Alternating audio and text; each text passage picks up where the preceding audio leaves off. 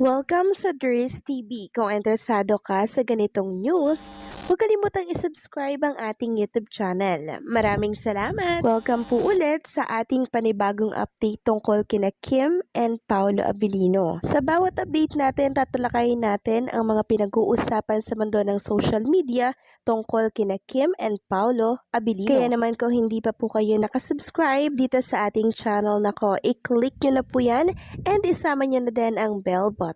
So, ayun, welcome back again sa ating YouTube channel mga kakimpaw, and sa update natin ito, ang pag-uusapan natin ay tungkol sa mga importanteng ganap kina Kim at syempre kay Paolo Abilino. Pero bago po ang lahat, maraming salamat sa patuloy po ninyong pagsuporta at pagsubaybay sa mga daily update natin. Kaya naman bilang pasalamat, narito po ang mga napili nating komento patungkol yan sa naging previous update natin. Unang komento mula po ito kay Ginang Gingging Elerina. Sabi niya, Miss Dries, kung solid kimpaw tayo, hindi tayo padadaig sa mga bashers na inggitera lagi tayong panatag. Ako lagi kong nababasa na laging binabati ko si Kim. Minsan nakiaway ako sa FB dahil hindi ako makatiis. Naisip ko na lang, ipagdasal ko na lang ang mga bashers kay God. Si God nang bahala sa mga bashers. May karma din ang dumarating sa kanila. So maraming salamat po sa komento, Ginang Gingging Elerina. Yes po, tama kayo dyan. Wag na po natin pang patulan yung mga bashers sa mundo ng social media kasi may stress lamang tayo. Bagkos dead man na lang natin yan, i-scroll up na lang natin yan nang sa ganun ay hindi na po natin mabasa pa yung mga negative issue.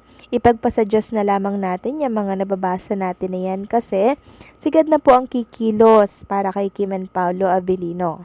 Kaya wag na po kayong magpaka-stress sa mga yan, okay? Sayang yung oras natin dyan dahil alam naman natin ang totoo for Kim and Paolo. Hindi na natin kailangang magalit at makipagrambulan pa sa social media as long as alam natin ang totoo kay Kim and Paolo, diba? So maraming salamat po sa komento, Ginang Gingging Elerina. God bless po at mag-iingat kayo palagi. At ang pangalawang komento naman ay mula po kay Ginang Remedios Ramos. Sabi niya dito, Dries, good evening. Sobrang kasiyahan nang makita ko mga kuha ni Kimi. Napakaganda naman ng idol natin. Parang sweet 16 lang kung magsasabi mga bashers na matanda na si Kimi. Ay nako, kahit na ano pa ang sabihin nila, deadmahin na lang natin. Diba sa totoo lang, aminin na lang nila na di nila kayang gawin yung pakilig ni Kimi. Magaling magdala kahit na anong isuot niyang damit, bagay na bagay. Kaya di nakakasawang tingnan kahit na paulit-ulit. Sobrang ayuda. Dahil salamat sa walang sawang pag-update kina Kim at Paolo ha. Ingat ka lagi, sa iyo lang kami naniniwala. Dahil alam ko naman kung gaano mo kamahal ang tambalan nila. God bless. Maraming salamat po sa komento at sa pagtitiwala, Ginang Remedios Ramos. Nakakataba po ng puso na malaki po ang tiwala nyo po sa ating channel pagdating kay Kim and syempre kay Paolo Abilino. And yes, tama po kayo, Ginang Remedios Ramos, na parang 16 years old lamang po si Kim Chiu, 'di ba? Hindi po halata sa kanya na nasa line na po siya ng 30, ganun din si Paolo Abilino. Parang mga teens lamang sila mga kakimpaw, no? Nakakatuwa, hindi halata sa kanila yung kanilang edad. At sa mga bashers naman na patuloy pong nagsasabi na matanda na daw si Kim and Paolo Abilino, wala po kasi sa edad yon mga kakimpaw, 'di ba? As long as kinikilig ang lahat, matanda, bata, may ngipin o wala, kinikilig kay Kim and Paolo Abilino, 'di ba? Hindi importante ang age dito. Ang importante kung gaano kalakas ang chemistry nilang dalawa, lalo na pag sila po ay nagsama sa iisang stage. Wag na po nating pansinin ng mga bashers na yan kasi alam naman natin na wala po silang maidudulot na maganda sa buhay natin at syempre sa pang-araw-araw nating buhay. Magiging malaking apekto lamang sila, no, sa atin dahil sa stress na yan. So, deadma, and wag nating pansinin ang mga negativity issue. So, sa good vibes lang tayo mga kakimpaw, okay? So, maraming salamat sa komento, Ginang Remedios Ramos. God bless po sa inyo at mag-iingat kayo lagi. So, yun na nga, pag-usapan na natin mga kakimpaw. Mga balita po na nakalap natin sa gabing ito at unahin na nga nating pag-usapan ng tungkol dito sa in-upload po na video ni Chinita Princess sa kanyang TikTok account. So, naalala pa ni Chinita Princess na may TikTok account pala siya, no? Minsan na lamang po kasi siya, mga kakimpaw, mag-update dito. At meron siyang kasamang isang rapper, mga kakimpaw. Ito po ata yung nag-guest sa It's Showtime kanina. Next topic naman, pag-usapan natin, mga kakimpaw, itong follow-up na post po ng Kimpaw Universe Official sa pagtulong po nila sa mga kabataan na dyan po sa iba't ibang mga probinsya. Sabi po ng Kimpaw Universe, salamat, #Kimpaw. Kimpaw Universe will continue to create memories, inspire children and adults alike. Let's help by showing them that sharing is an act of love and kindness. Campus Tour Visayas Edition Year 2, Kaglasawsaw Elementary School, Barangay Kaglasawsaw, Calbayog City. So, patuloy po natutulong ang Kimpaw Universe, mga kakimpaw, lalo na kung patuloy din po ang pagbuhos ng mga sponsors sa kanila. Mabuhay kayong lahat.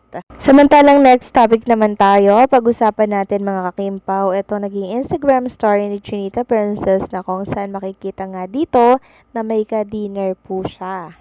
Ito po yung new team niya with the new manager, mga kakimpaw, ng Star Magic na si Joy Lumibao and road manager Monuebo. Sabi niya nga dito, some quest dinner to celebrate a new start with my new team, my new Star Magic Philippines manager, Star Magic Joy Lumibao and road manager Monuebo, Team Joy, Derek Lauren, nakatagpo dyan, ano?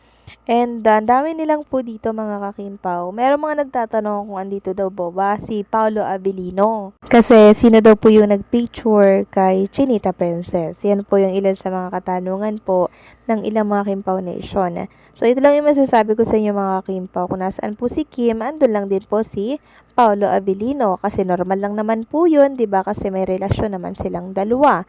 Normal lamang po na samahan ni Paulo Abilino si Kim sa bawat lakad niya, 'di ba? For assurance lang po.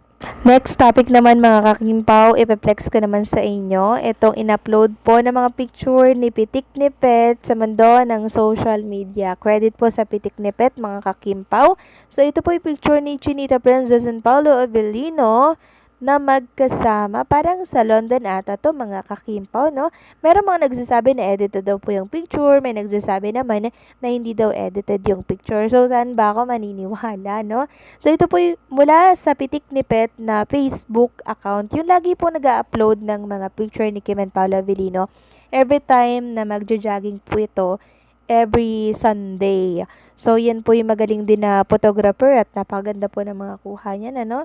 And ito nga pong mga nakaraang oras, nag-upload po siya ng picture ni Kim and Paolo Abilino na sobrang sweet sa isa't isa. Ang ganda nga pong pagmasdan, kaya share ko na din po sa inyo, mga kakimpaw, ito mga picture na to, nang sa ganun, masaya po kayong matutulog, tapos good vibes lang tayo, 'di ba? So, anong say nyo dito? Please comment down below.